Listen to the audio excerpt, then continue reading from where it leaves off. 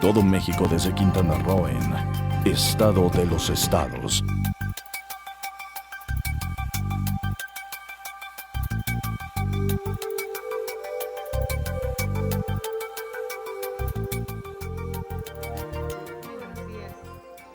Son las 9 de la mañana. Es una emisión más de su programa Estado de los Estados, aquí en el Canal 10. Bueno, esta mañana, como va siendo costumbre, todos los sábados, estamos, su servidora, Lilia Arellano, y mi compañero. Buenos días, Gerardo García. ¿Cómo estás? Buenos días, Lilia. Buenos días. Y un invitado hoy, como todos los sábados, de lujo. De los que saben llegan hasta tu casa, ¿no? De los que saben y de los que les gusta, por lo menos escribir y supongo que hablar mucho.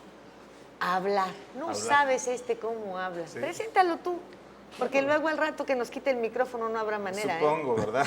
No va a haber manera, yo sé lo que te digo. Víctor Sánchez Baños es un periodista, bueno, y un analista muy reconocido, con una columna y varios artículos que escribe a diario, Poder y Dinero, un hombre muy reconocido, muy duro, muy crítico y muy bien informado. Víctor, buenos días. Hola, ¿qué tal? ¿Cómo están? Muy buenos días, Lilia, Gerardo. Me da mucho gusto estar con ustedes, de verdad. No les voy a quitar el micrófono. ¿No? ¿Lo prometes? No lo voy a prometer. Vamos a ver no lo voy a prometer, No nos lo va a dar, o sea, no es que no nos lo vaya a quitar, no nos lo va a dar. No se los voy a regresar. Primero, ¿tienes poder y tienes dinero? Pues mira, sí. Las dos cosas. Mira, sabes que quien tiene el poder tendrá dinero siempre. Pero ¿sabes algo? El título de la columna viene, más que por el dinero, el poder en sí o el dinero en sí, viene por esos maridajes que hay entre la gente que tiene el poder político y los que tienen el dinero al final de cuentas. Fíjate que es muy difícil separar los negocios de la política. Ahora sí. No, yo pienso que... Ahora sí que en nuestra época de jóvenes, sí, la política prevalecía por encima de los negocios. Se criticaba a los hombres de poder que hacían negocios. Pero ¿no? los hombres de negocios siempre mantuvieron el control sobre el poder, sí, y las relaciones sobre el poder. Fíjate que yo pienso que siempre, a través de la historia, que por cierto últimamente he estado tratando de entender la historia de México, sobre todo por el Bicentenario. ¿Por qué? Porque en México desafortunadamente no aprendemos de nuestra historia. Pero hay algo que a mí me llama la atención, es que a través de los siglos, por lo menos los dos últimos siglos, el poder y el dinero siempre han estado de la mano, pero totalmente. Y es más, yo pienso que desde mucho antes, desde la época virreinal, en donde también los virreyes manejaban unas estructuras de corrupción impresionantes, se hacían de tierras, se hacían de negocios, se hacían de, en fin, muchas cosas. Pero vamos a ir a la historia moderna, por lo menos la del siglo pasado, que estamos hablando del siglo XX. Y ahí encontramos esas relaciones del dinero y el poder muy entrelazados. En alguna ocasión, y yo soy muy crítico, y esto es muy importante que lo vean, y es a título muy personal, cuando yo veo personajes como el expresidente Miguel Alemán, él genera toda una infraestructura de muchos miles de millones de dólares. Y esa infraestructura la empieza a tener en una parte él, y en otra se menciona a prestar nombres. Y a familiares. Y a familiares. Y sobre todo, por ejemplo, se quedan con algunas partes, en aquel entonces, del puerto de Acapulco y de Guerrero, y negocios en la Ciudad de México. Entonces, por eso hasta la principal avenida de Acapulco se llama la costera Miguel Alemán. Ellos son dueños de Acapulco. Son los dueños de la costera. Sí, los dueños de la costera. Entonces, te das cuenta cómo se van creando unos enormes negocios. Déjame ahí abundo en algo. Yo creo que es bien interesante lo que dices. Antes, en una familia, supongo que así como había un hijo que lo llevaban para ser cura, otro que lo mandaban para ser empresario y otro quizá que lo mandaban para ser político. Eso ha cambiado. Y Alemán es el primer político empresario quizá, que además llega a la presidencia. Pues mira, en esos momentos no era como político empresario. Fíjate, yo lo veo de esa manera. Sí tenía una estructura empresarial, pero él era un político que se había pegado muchísimo a la estructura de poder militar. Y la herencia militar que traía en esos momentos, por ejemplo, Lázaro Cárdenas. Porque el pasado inmediato era de militares. Era de militares. ¿Por qué? Porque ellos se habían repartido el gran pastel después de la Revolución Mexicana, el gran pastel que era este país. ¿Pastel de negocios o pastel de poder? De las dos cosas. Porque los negocios que genera el poder. No necesariamente. Bueno, de alguna manera protegidos por el poder. Te voy a decir por qué. Por ejemplo, muchas tierras, después de la Revolución, fueron disputadas por los grandes militares. Y la lucha entre ellos era, no necesariamente era el poder, sino era una gran cantidad de dinero que se estaban disputando. Los asesinatos que vienen, el asesinato de Cárdenas, después, por ejemplo, la presencia de un de la Huerta que pues está buscando que en este país pues de alguna manera se equilibren las fuerzas políticas, pero de pronto sus alianzas que tiene con algunos grupos políticos, sobre todo no nacionales, sino también extranjeros, establece esos lazos de poder político que al final de cuentas se veían reflejados en el poder económico. Yo nada más quiero preguntarles, ¿algunos de ustedes conoce a algún descendiente de algún expresidente que sea pobre? No, por supuesto que no. Pero no vayas con un expresidente, de un exgobernador. Gobernador, secretario de Hasta Estado. de los estados más fregados como es Oaxaca, ¿eh? Bueno, la Quiero mayoría. que me digas un hijo de Eladio Ramírez o de Pedro Ramírez O Vázquez. un gobernante que haya salido de la gubernatura o de una alcaldía que no tenga recursos. Hay muy pocos, hay algunos casos, ¿eh? Sí, pero ¿sabes cómo son calificados? Ah, sí, bueno, Como tontos. Como tontos. Sí, el que es honesto es tonto. A ver, tontos. que ahí es donde la frase aquella famosa de Carlos Hank, del profesor, de un político pobre es un pobre político, se acuña basándose en esto. Fíjate que, déjame decirte algo, no se acuña precisamente en eso, no es la intención de Carlos Hank en ese sentido, era el contrario, si le quieres ver el buen sentido, se lo encuentras también. Sí, pero sí, los sí. políticos la tomaron como suya y la acuñaron como suya Pero para es bien eso. interesante lo que tú dices, en el buen sentido, ¿cuál era? Bueno, mira, el político pobre, su pobre político decía, porque hay que ver el contexto, y esto lo platican algunos de las gentes más cercanas a Carlos Jan González, incluso algunos de sus familiares, de que él estaba reunido con un grupo de maestros. Y entonces les decía, ¿saben que aquí en México el político pobre es un pobre político? Y entonces se acuña esta frase. Pero no en el sentido económico. No en el sentido sino económico. en el sentido de pobreza, De pobreza. política, de pobreza de voto, de no y tener de penetración. pobreza también de gremio. ¿Por qué? Porque los maestros... ¿No es el asunto que también dice Lilia de la tentación? O sea, un político... Hay una percepción en este país y en muchos de que un político que tiene dinero antes de ser político, y es ahí donde podemos llegar a algo muy interesante que pasó en los últimos años, es mejor que el político que no tiene dinero, porque el político que no tiene dinero va a robar más que aquel que tiene, lo cual no es cierto. No, se le nota porque como no tenía nada, entonces luego se le nota. Aquí tenemos ejemplos. ¿Sabes algo? Mira, yo soy muy crítico de los políticos. ¿Por qué? Porque los políticos, mira, de alguna manera yo los he visto, de algunos de ellos que surgen de la nada y después se encumbran y son multimillonarios. Otros que son los que manejan. Mira, te voy a platicar la historia de Ernesto Zedillo cuando tú lo ves. La historia, según él comentó, pues era un bolerito, ¿no? Y así toda la cursilería que hay alrededor de esto. Era un bolerito que crece. Y él después de crecer, pues era tan inteligente que le dan hasta una beca que todos los mexicanos pagamos. Por cierto, se lo pagamos al señor presidente de la República. Y ni siquiera se sacaba 10. No era, mira, ¿sabes qué? Nunca se sacó 10, ¿no? Ahí lo vemos también en su periodo presidencial. Y después ves este personaje, todo un personaje que llega después de trampas y después de no sé cuántas cosas, llega a la presidencia de la República. Hoy yo quiero ver a su descendencia, qué tan pobre es, cuando están ligados a los negocios también, con los hijos de un expresidente con el cual está peleado, con los hijos de Carlos Salinas de Gortari. Los hijos de Carlos Salinas y los de Zedillo, pues están de la mano en negocios, en restaurantes, en fin. Sí, si te sientes mal, te llevamos al Galenia. Es del hijo de Zedillo. ¿Sí? ¿Por qué me siento mal? ¿Porque es muy bueno? ¿Por qué? No, digo, si te duele la cabeza o te tropiezas y se te... ¿Ah, sí? ¿Que es duele un hospital? tobillo. Ah, sí, ¿Es un hospital en traumatología? Fíjate que ya vamos a llegar a un tema interesante aquí hay más adelante. Los hijos de los políticos Aquí está también la de que Fox, se dedican a ser Paulina. empresarios. No, la que está aquí es Ana Cristina. Ana Cristina, perdón. Ana Sí. Cristina. No, ¿sabes Y qué? Ernestito Junior, aquí vive. Ernestito Junior. Pues, óyeme, pues es el paraíso, ¿no? Entonces, mira, yo a mí me gustaría vivir aquí, pero desafortunadamente no tengo el suficiente dinero como para poder establecerme en Cancún. No, mira, pero la verdad bueno, al nivel que ellos tienen, ¿no? Porque desafortunadamente ellos tienen mira, todas las historias que hay, incluso cuando en la época de Zedillo. Platicando de Zedillo. De Zedillo, precisamente, los hijos de Zedillo era tal el dispendio que traían, de que pues venían aquí a Cancún y traían los aviones del Estado Mayor Presidencial para traer a los cuates.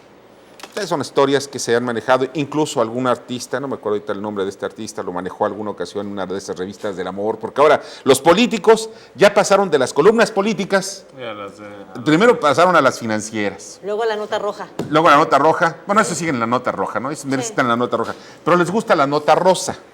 Es así un tenue, así más palidón. El hijo de Ernesto Zedillo, que es el padre de la hija de Erika Buenfil. Y Bueno, La farándula es la farándula, ¿no? Pero además es un teatro. Siempre ha ocurrido. Mira, siempre ha Las ocurrido. actrices y actúan ellos. Cuando andan en campaña es una actuación. Sí, mira, toda la vida ha habido políticos ligados a las artes.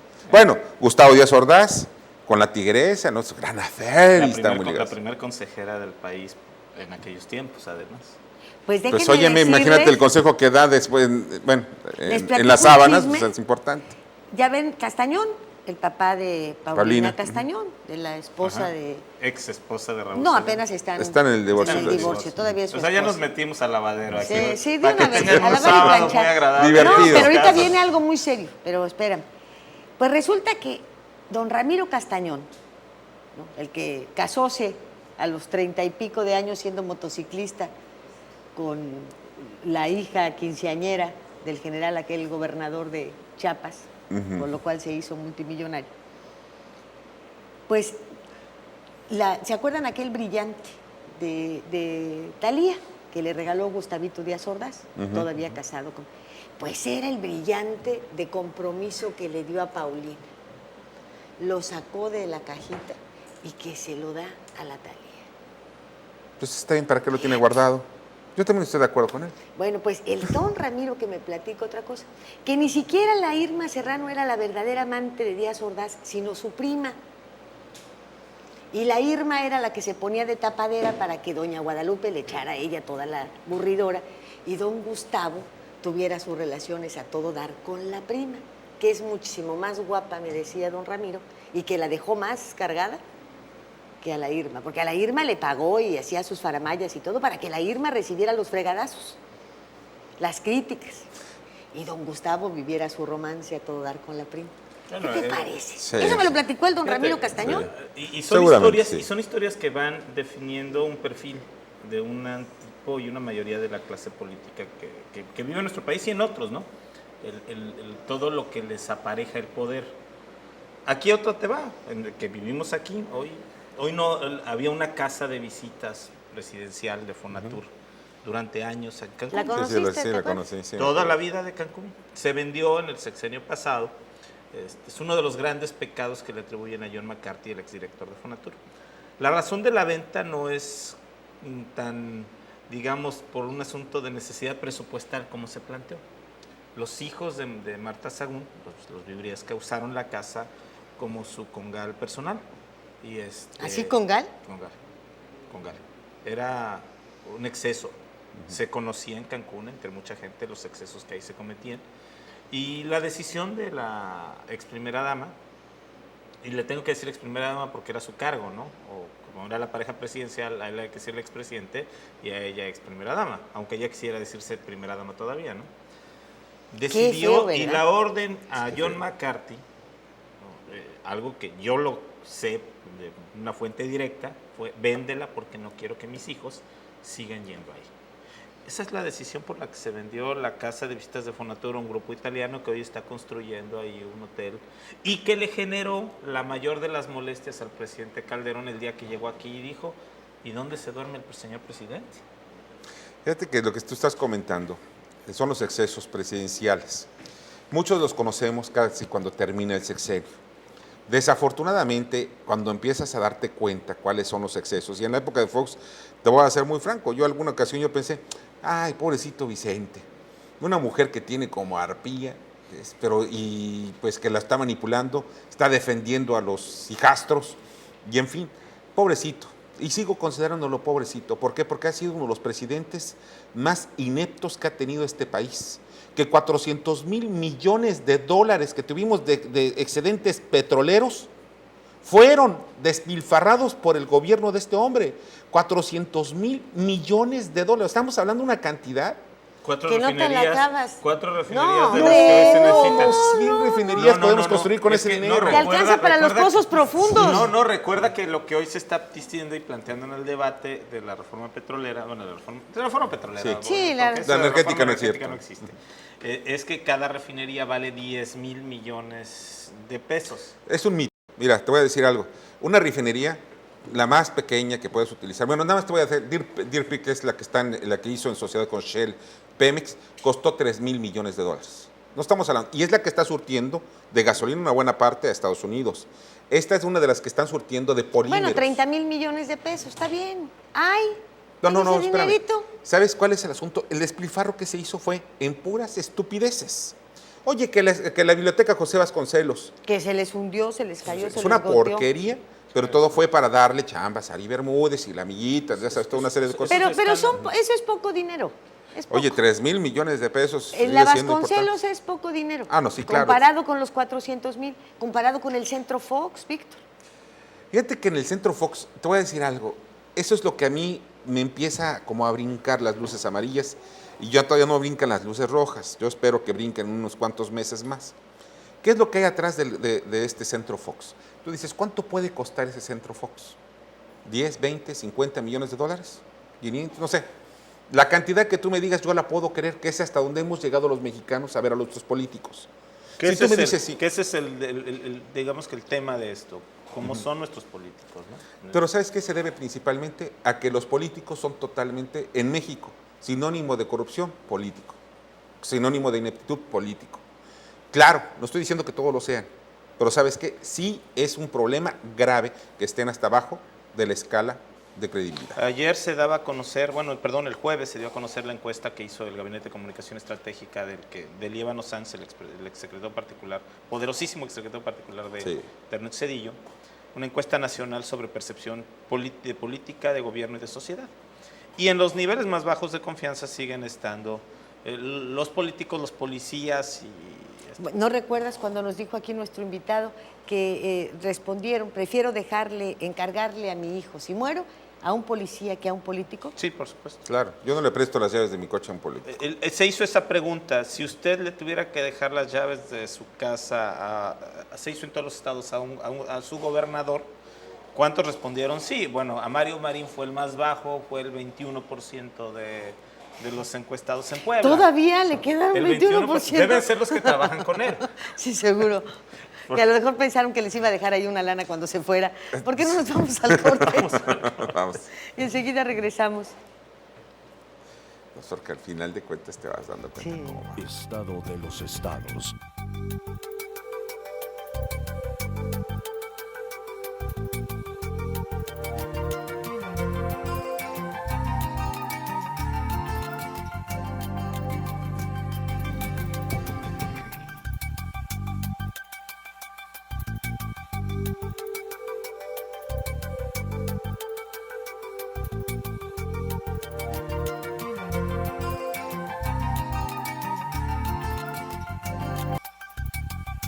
Estado de los estados.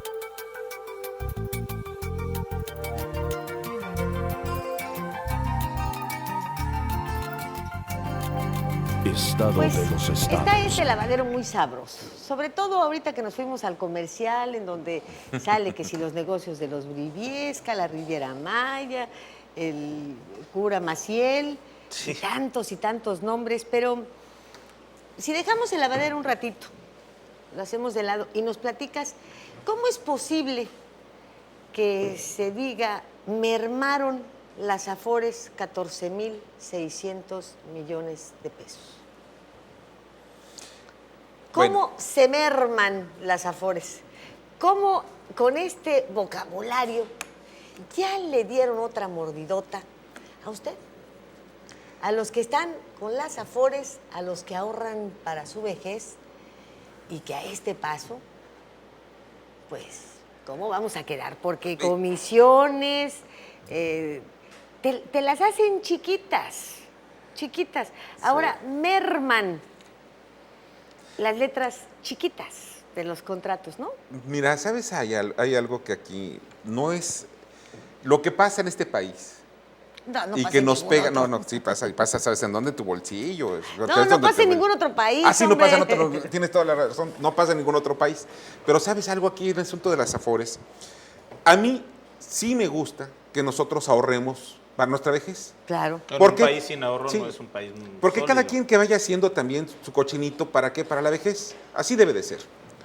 Y así pasa en todos los países que quieren desarrollarse y tener una vejez más o menos digna. Perdón, y más cuando el crecimiento demográfico se ha cambiado y cada vez hay más gente mayor. Así es.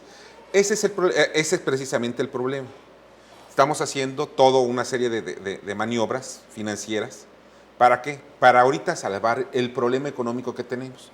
¿Por qué? Porque si vamos a ver lo que tiene el Seguro Social estaba pagando una serie de cantidades realmente estratosféricas, precisamente para el retiro de muchos de los trabajadores que somos los que participamos al Seguro Social. No los trabajadores del Seguro Social, que ellos tienen Sí, otros. otro tipo de estatus y además muy holgados. Los derechohabientes vía las Somos los empresas, derechohabientes los que tenemos el problema.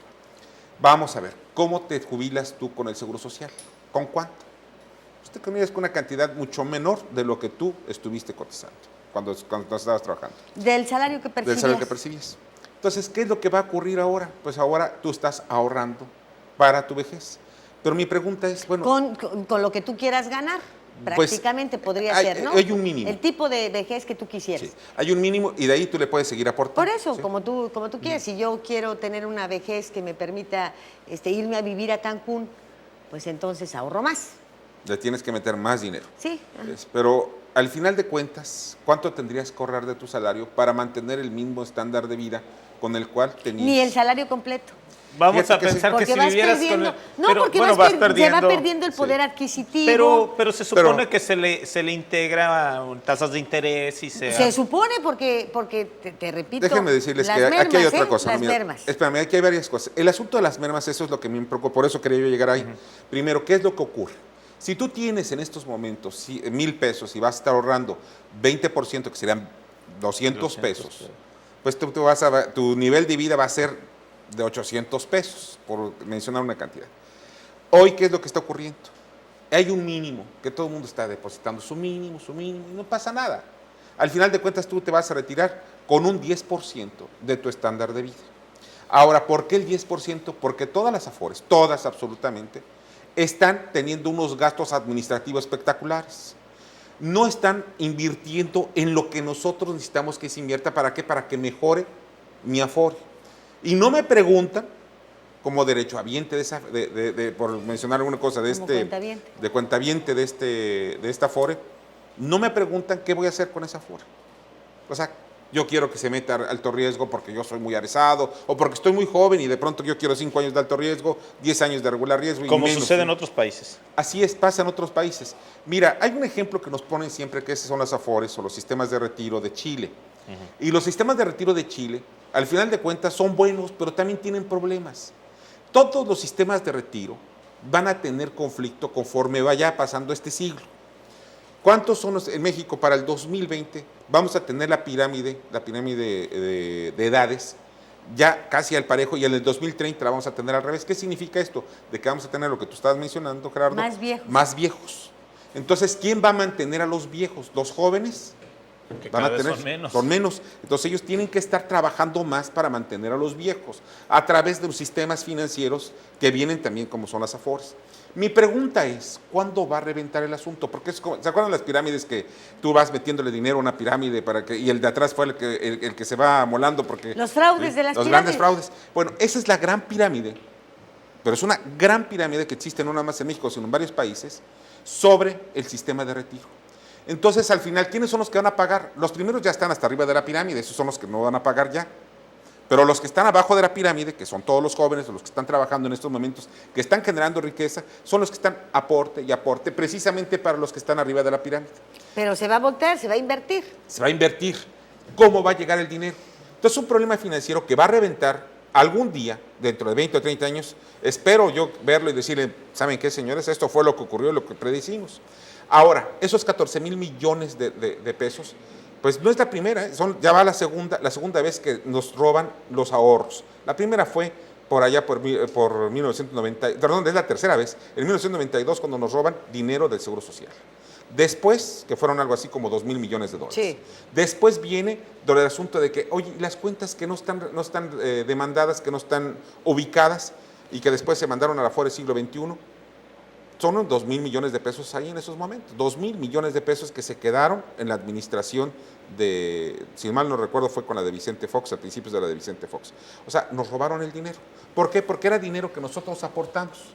¿Dónde están esos ahorros? Se concentró todo Todas ahí esas y luego se mandó a las demás Afores, ¿no? Espérame, se quitó, o sea, mira, tú no demandaste tu Afore, tú no lo ubicaste en alguna de las Afores, y tú no sabías ni siquiera que existía tu Afore. Se fue a la cuenta concentradora del siglo XXI. No, fíjate que no. Simplemente se fue a una cuenta que después la Cámara de Diputados dijo, vamos a usarla. Son 2,000 millones, 200 millones de dólares, vamos a usarlos. Estos cuates, los políticos, por eso una vez más, estos son los que se dedican a amedrarnos a todos. Y la manera que tú tienen de robarte la cartera, y se han ganado ese mote, es de esa manera. Nos robaron la cartera, 2 millones de pesos, que oye, quizás sean tuyos, quizás sean de no sé quién, de mucha gente que nos está viendo y escuchando. Entonces, ese dinero, ¿dónde está? Pues una vez más va al despilfarro, al gasto público, a tener más burocracia, a tener más votos, a buscar únicamente mantener la estructura de poder que tienen. Y eso es lo lícito, legítimo. Lo que tú planteas, eso es muy interesante. Los excedentes petroleros de los que tanto escuchamos hablar en el sexenio de Fox se fueron a preservar un status quo político, una clase política con sus excesos, una burocracia con sus excesos, al gasto corriente. No podemos decir, no sé si se fue a la cartera es así de cada uno de ellos, pero se va a preservar un privilegio político de ellos. Mira, se van muchas carteras, te voy a decir por qué. No, Sí. que la historia es Sí. cíclica, ¿Eh? La historia es cíclica. Sí. Para mantener una clase de poder como en la conquista, como en el Sí, virreinato, sí, de nueva sí, cuenta, sí. agotas las riquezas para la satisfacción de una élite, ¿no? Sí, y la élite ligada al poder. Ahí más. Esa élite, mira, los nuevos ricos... Y para enriquecer y fortalecer otros países, igual que antes. Igual que antes, no, sí, así es. ¿Por qué? Porque los otros países, ¿sabes qué? Siempre nos aventaron ahí las No, y por las grandes cuentitas. deudas. Bueno, las Pues deudas de la monarquía española, de la realeza española en los siglos XVII y XVIII, Así es. se pagaron con Con las Con el oro minas, y la el plata, oro, sí. la El plata oro. de Latinoamérica, ahora con el petróleo. Ahora, si vamos a esto, y esto es lo que estamos comentando, de los robos constantes, México, sabes que es un pueblo noble, dormido pero noble. ¿Qué es lo que ocurre? Y lo vemos, te digo, una vez más vemos a través de la historia, de pronto Lázaro Cárdenas, el Tata Lázaro dice, vamos a expropiar la industria petrolera. ¿Por qué? Porque estos ingleses, estos extranjeros, en fin, no están pagando adecuadamente a los trabajadores. Qué bueno, me parece muy bien. Ves la historia y ves los documentos originales del Tata Lázaro, son más de derecha que los que piensa el PG. Son más de derecha de lo que piensa el PRD. Son más de derecha que lo que piensa el PRI y de lo que piensa el PAN. O sea, eso es lo que está pasando en este país. Había contratos, se planteaba la posibilidad de los contratos A particulares. A particulares. Sí, en el artículo, es la ley reglamentaria del artículo 27. Y vamos un poquito más hacia acá.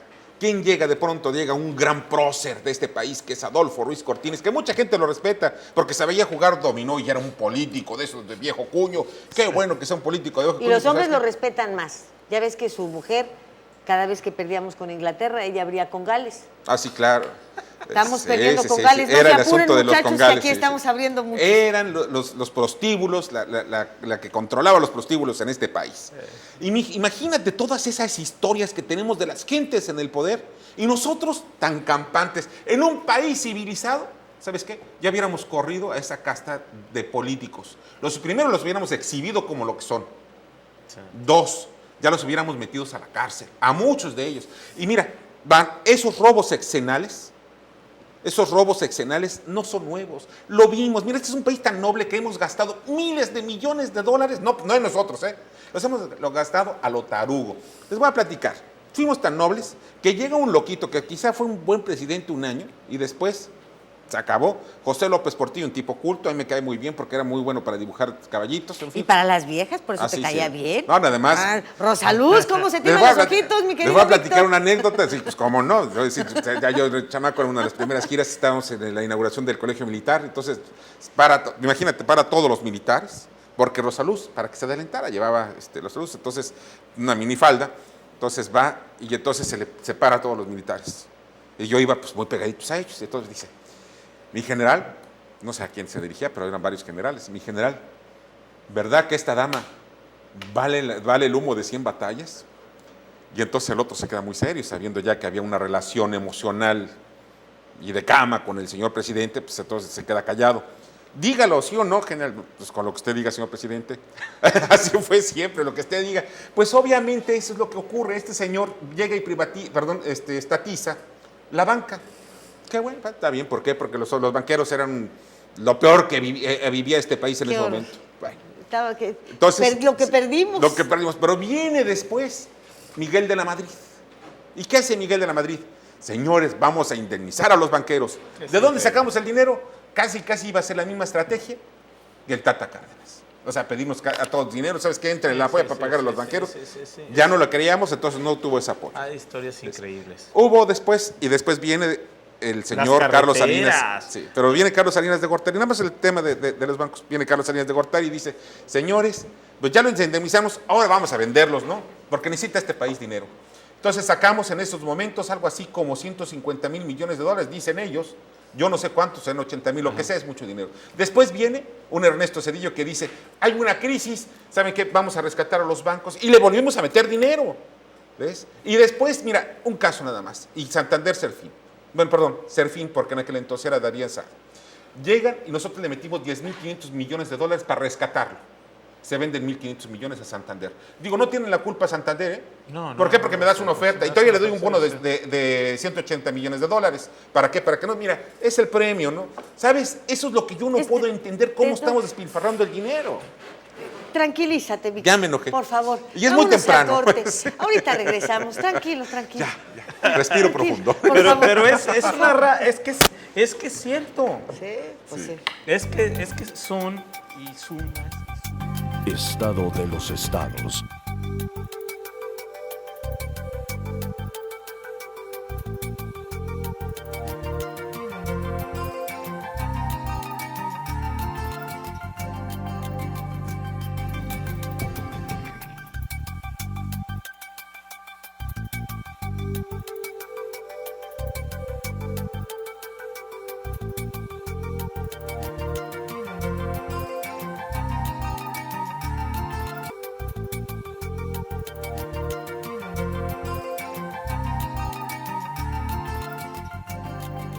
Estado de los estados. Vamos a ver cómo ha sido esto. Si esto en otros países, esto ya no hubiera pasado. En Japón se mató, se suicidó un primer ministro al tener desequilibrios financieros. Y varios ministros de gabinete se han hecho. En el mundo no se ha hecho de la manera tan burda, porque se hace. La corrupción es inherente a la naturaleza humana, no a los países, ni a las ideologías, ni a las religiones, ¿no? A los seres humanos. Bien, allá se suicida uno, por poner un ejemplo. En otros países, otros se enriquecen vía el poder, pero generando empresas y siendo lo suficientemente discretos. En el terreno sentimental, bueno, pues lo hemos visto, Clinton, las que se pasó... por una nada, ¿no? Finalmente, No, mira, ¿sabes qué es que? hizo visco y ya. Estar ¿no? cerca del poder, Aquí, eso es bueno. A Olga Briskin la cargaron los soldados. ¿Te acuerdas cuando entró claro. al Estadio Azteca? ¿No? Hemos sabido todas estas. Los cadetes y como del tú dices, militar. aguantamos. Ahora, ¿esto es nobleza o es precisamente que en el terreno educativo, que es muy importante el terreno educativo, nos van enseñando o nos quieren hacer sumisos? Tú al niño le dices, no grites, no te muevas, no esto, no lo otro. Ejerces un control que durante muchos años de la vida no logras formar una personalidad propia porque siempre hay quien te está indicando qué hagas. Y de alguna manera de adulto sigue siendo el que obedece. El que la autoridad te dice, bueno, pues ahora le vamos a cobrar por la basura, como nos dijeron anoche, ¿eh? Ya también Sí, a los ciudadanos hay que cobrarle la basura. O sea, no importa si en unos meses la basura aquí en Cancún te da por los comercios más de 1,000 millones de pesos y no compras un camión nuevo, ¿eh? No hay. Y nadie se pregunta dónde está todo el dinero de la basura. Pero estamos acostumbrados a obedecer. Bueno, pues ahora vamos a pagar. No hay quien grite, ¿no? No a las protestas caceroleras, tal vez. Pero de repente vemos los espacios de nuestros compañeros cerrados, llenos de adulaciones hacia lo que está pasando, encontrándoles la cuadratura para justificarlos. Creo que ahí es a donde los medios de comunicación sí tenemos la culpa de lo que pasa en este país. No porque estemos dentro de ese poder y dentro de esa corrupción, sino por la cobardía de no usar nuestras líneas para protestar por lo que está pasando, para exigir, para lo que tú decías hace un momento, decirle al funcionario, oye, yo te pago, ¿eh? Yo te pago. Que no Tú eres se te mi olvide. empleado. Tú eres mi empleado. Y estás aquí para solucionar los problemas. Y si no, No para decirme que te los dejó el anterior y que tienen 20 años. No, estás ahí, ya estás ahí. Ahora, que te pido que lo soluciones pronto, sí, ¿eh? Además querías estar ahí, ¿no? Digo, eso es lo que siempre has dicho, luchaste toda tu vida por estar en el lugar en el que estás. ¿Y que va a ser un privilegio gobernarte? Pues Sí. sí, como no, si te vas a quedar con mi la ¿cómo nota. no?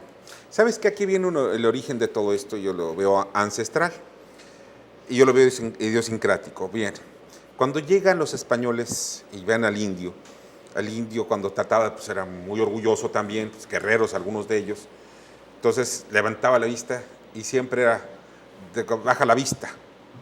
Y entonces preguntaba al otro en español, ¿qué nos mande usted? Y los mexicanos nos diferenciamos de mucha gente, incluso en América Latina, por esa expresión, el mande. Cada vez que, por ejemplo, alguna ocasión, yo, si mal no recuerdo, ha sido quizá en Venezuela, ¿no? X lugar, entonces yo quise pues, manejar más o menos el sonsonete, el sonsonete venezolano. Entonces me dice, pero me pregunta algo, y le dije, mande. Mira, Víctor, ya sé que eres tú. Entonces es el mande representativo del mexicano. Nosotros esa expresión nos ha aniquilado. Yo procuro no usarla, pero me brota. ¿Por qué? Porque desde niño me la enseñaron. Y se la enseñaron a mis padres, a mis abuelos, a mis chosnos. Eso es importante verlo. ¿A tus qué? Chosnos. ¿Eso qué es? Es mi antepasado más antepasado. Sí, es así como el bisabuelo. Como el bisabuelo o yo ya casi soy la chosna. La chosna. Mi tatara. Bueno. Entonces, fíjate que después de todo esto, ves algo que lo traemos casi en la sangre, en nuestros genes. Él mande usted. Entonces, si el hombre de gobierno, la obediencia y el hombre del gobierno, porque el hombre de gobierno, como el gran cacique, no nada más estamos hablando de un cacique de un pueblo, estamos hablando del cacique del país, que es el presidente de la República. Si el presidente de la República Tatuani me dicen, oye, ¿por qué le hablas de tú cuando a Vicente Fox? ¿Por qué hablas de tú al presidente de la República? Porque lo conozco desde que era diputado y siempre ha sido bruto desde que era diputado, ¿eh? Y no porque, mira, ¿sabes algo? Desafortunadamente él era el mejor de los tres. Bueno, pero en fin, eso es otra historia. Entonces, así de ese nivel de política tenemos en este país. Si vamos a eso y colocamos a nuestro país en ese enfoque, por eso yo entiendo de que después de que nos dan nuestros latigazos y vinieron otros movimientos importantes, oye, el movimiento del 68 es el que nos tiene un trama, sí, porque hubo más medios, pero tuvimos movimientos con los enriquistas, con los alamazanes, donde hubo muchos muertos por la gente que quería un cambio de gobierno. Y cuando de pronto veo que el peje trata de llevarnos a ese tipo de revoluciones o a ese tipo de movimientos, son los que a mí me aterran. Que un político mediocre como el peje trate de manipularnos para enfrentarnos y por las armas, porque ese no tiene escrúpulo. Eso es lo que yo veo aquí en estos momentos, aprovecharse. Los políticos aprovechan precisamente ese problema que tenemos, un problema económico, de hartazgo, de corrupción. ¿Y por qué dices, bueno, si hay alguien que levanta la voz, pues me voy con él?